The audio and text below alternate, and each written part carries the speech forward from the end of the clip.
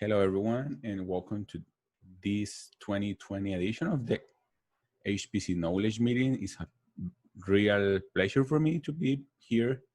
Uh, really sorry not to be there in Barcelona, having a good time with everyone on the HPC Now team. It's an awesome team, and this is by far my favorite HPC meeting.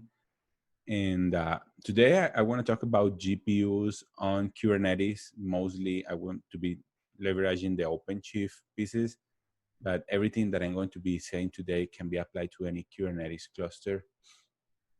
For those who don't know me, my name is Eduardo Arango. I'm currently a Red Hat software engineer, and this is my third time here at the HPC Knowledge Meeting. I really like and enjoy this conference. Before I start introducing the GPUs on Kubernetes and everything that can be done there, I need to introduce a small concept that is a new concept for the Kubernetes ecosystem overall, and it's a concept that is going to become very familiar on the HPC community, and is Kubernetes operators. What is, in a short sentence, a Kubernetes operator is the way you can inject system admin knowledge into Kubernetes by defining how do you want to run your application and how do you expect your application to behave over time, from health checks, from updates, and all the pieces in between. So there are a lot of steps on building an operator, but what I really want we to learn today of operator is that Kubernetes is designed for automation, right? We all know that. So out of the box, we get a lot of built-in automation tools from Kubernetes, how to automate, how to deploy, how to run workloads. And that's how we manage Kubernetes nowadays. But Kubernetes controllers concepts let you extend the cluster behavior without modifying the code of Kubernetes itself. So operators, Kubernetes operators, are really clients of the Kubernetes API that act as controllers for a custom resource. And that custom resource is our application, or system, or service. An operator is a method of packaging, deploying, and managing a Kubernetes native application. So when I say packaging, deploying, and managing, this is why I say from deploying our application to even updating our application. A Kubernetes native application is an application that can be deployed on Kubernetes and can be managed just by the simple Kubernetes APIs. But an operator is going to put a management layer on top of that. So now with a quick 101 of operator, let's dive in. Today, I'm going to talk about an operator that is called the Special Resources Operator, and is an operator developed at Red Hat to manage special resources and devices. So you can enable GPUs, specialized networks, and other special resources for workloads, let's say RDMAs, FPGAs, InfiniBand, you name it. If it is dependent on drivers, you can do it with the special resource operator. Before getting into the special resource operator, we need to deploy something that is called the NFD, or the Node Feature Discovery Operator. This Node Feature Discovery Operator deploys a daemon set to all worker nodes, and a daemon set that discovers resources and features about my node. So it is going to be deployed on every node of my system, and will present those features with labels. So it's going to create tons of labels on every node. In the case of GPUs, the NFD daemon set pod will detect its presence and report their PCI vendor ID back to the master. So in this example, we can see that it's reporting PCI 10, which points to telling the users that these nodes have an NVIDIA-enabled GPU. Sidecar containers can be deployed to enable specialized non-common hardware. When I say non-common hardware, we might be talking about enabling, let's say, a RISC-V CPU, or enabling some RDMA, some FPGA that is proprietary of my system and I know the drivers, I have the drivers, and I want to enable them to my Kubernetes cluster. So the first thing that I need to do before getting into the special resource operator is telling the node feature discovery that I have this resource, that I have this driver in my system. So the node feature discovery will create the feature.node.kubernetes.io slash the name of my label equals to whatever I want to put there.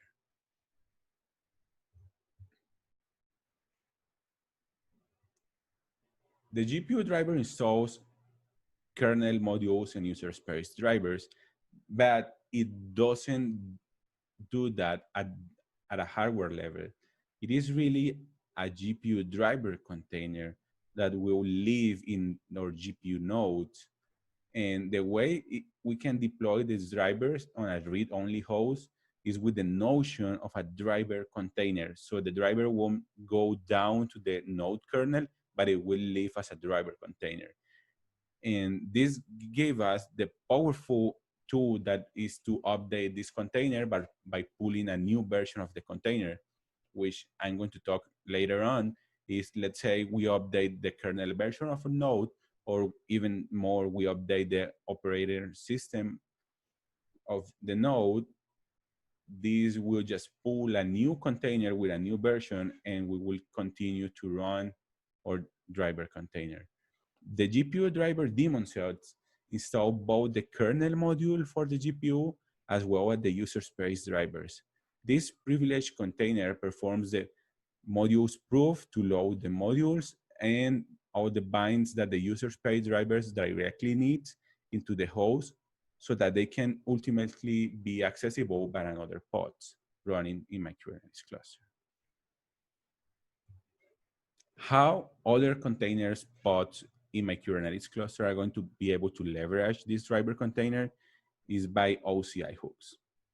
So for those that doesn't know or are not familiar with OCI hooks, is a process or a small script that is run before running my actual container. So it's like a pre-start runtime. The Cryo plugin, daemon sets, provides a pre-start hook for the container runtime. So by attaching my driver container, this pre-start hook is now used to ensure that containers requesting GPUs have the user space drivers to automatically be mounted and they are accessible. So this is what we were using years before, called the NVIDIA Docker or Singularity --MV. All those concepts are translated into OCI hooks. And this is how Kubernetes is leveraging OCI hooks to enable GPUs in our pods, in our containers. The device plugin informs the kubelet that the resource is healthy.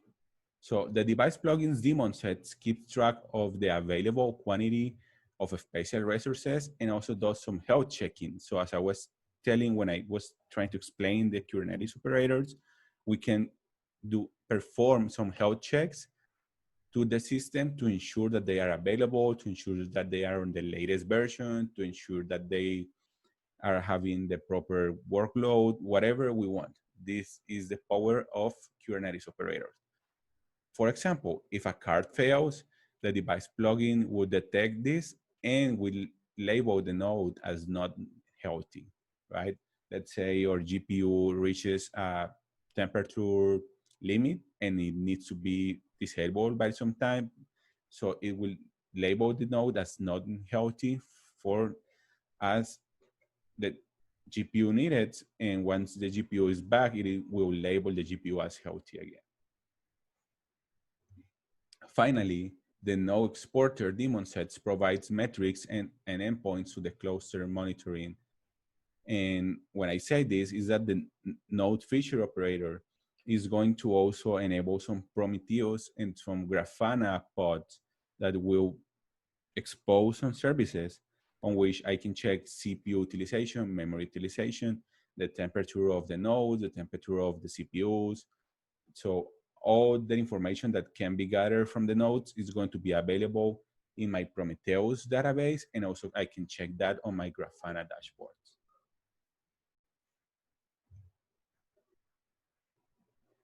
The GPU feature discovery daemon sets is not like the node feature discovery daemon set. This one is writing to understand the more specific defaults about a GPU and report these back and label for the node. So when I say this, is the node feature operator, as I said before, it will label the nodes as feature.node.kubernetes.io. That the GPU feature discovery will label our nodes at nvidia.com/ the GPU family or GPU memory. This is very useful for some AI ML workloads on which I want my workloads to land into my newest GPU on into a specialized GPU that I have in my cluster, so I can just tell my pods to be deployed on the special GPU that I want. The special resource operator is an example operator developed by NVIDIA and Red Hat to demonstrate how we can take advantage of the discovered features of the node feature discovery. It works with the node feature discovery, and the special resource operator detects NVIDIA PCI vendor on every node, and it can schedule several daemon sets to be run. Each daemon set has a specific function in the context of enabling the special resource. In this case, we're talking about GPUs.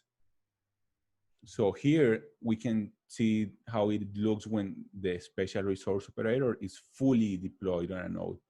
We will see then several pods running on every node. We will see a GPU driver daemon set. We will see my plugin daemon set, my device daemon set, my node exporter that is going to be exporting all the information to my Prometheus pod, and also is going to be doing GPU feature discovery on my node.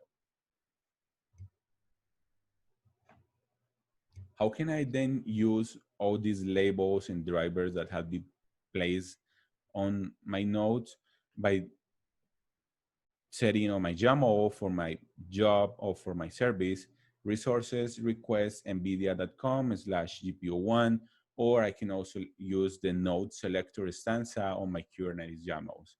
This way, the Kubernetes scheduler will know that this pod, this service needs to be deployed on a node labeled with the nvidia.com or the feature.kubernetes.io that comes with a PCI 10, or that comes with my RDMA, my FPGA, or you name it. This also can help to deploy on heterogeneous clusters. So let's say half of my cluster is an ARM-based cluster and half of my cluster is x86. Then Kubernetes would know by knowing the labels on the nodes that the pods need to be deployed on an ARM or x86 node.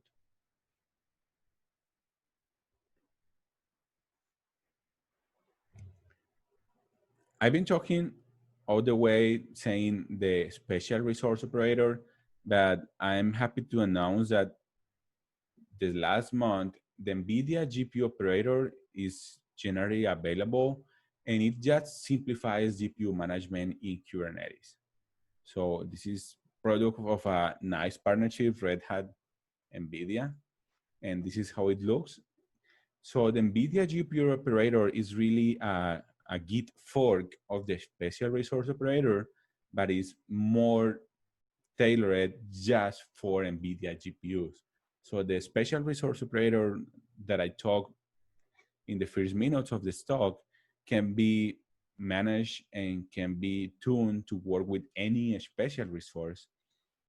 But the NVIDIA GPU operator being a fork, it was tailored and it was tuned to work very well for NVIDIA GPUs. So it comes with some optimizations for these devices. Now let's talk about updates. So as I was saying, let's say we decide to update our nodes or to update the operating system of our nodes. We don't need to rebuild the kernel modules for everything. We can leave all that to my operator, because the operator will know that something changed, and it will deploy all the knowledge that I'm going to bake into my operator and update the needed pods. So the kernel modules needed for running GPUs must be rebuilt against a specific new kernel version. So the node feature discovery will report this new kernel version to the masters, so they will relabel my nodes, removing the old kernel labels and setting in place the new kernel labels. Then the SRO will tell that will be initialized, and it sees that the kernel versions of the nodes are not compliant with the kernel versions of the pods. It will schedule container builds to the driver container image against the relevant kernel version. When I say container builds, this is why I said at the beginning that this was very OpenShift oriented. This is managed via something that is proper of OpenShift that is called image streams and build configs. So the SRO knows that the OpenShift cluster comes with these two custom resource definitions, and it will leverage that to trigger a build of a new container and store that container in the internal OpenShift registry. After scheduling the build of the new GPU driver with the new kernel version, it will show the daemon set. Then the daemon set will ensure that the appropriate kernel modules and kernel drivers are installed in every host that was updated.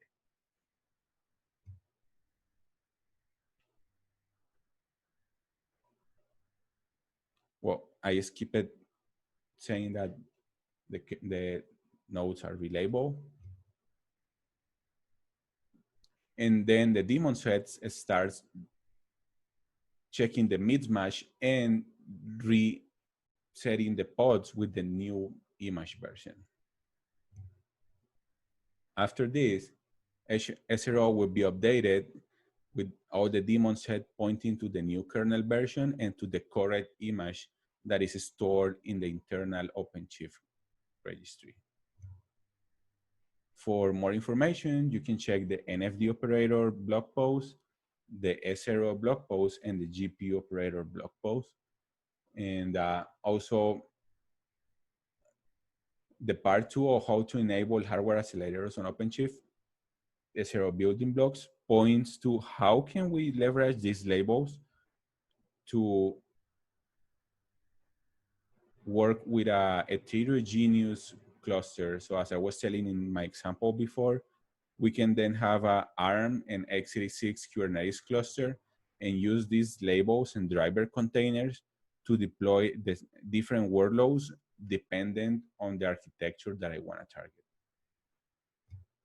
Thank you.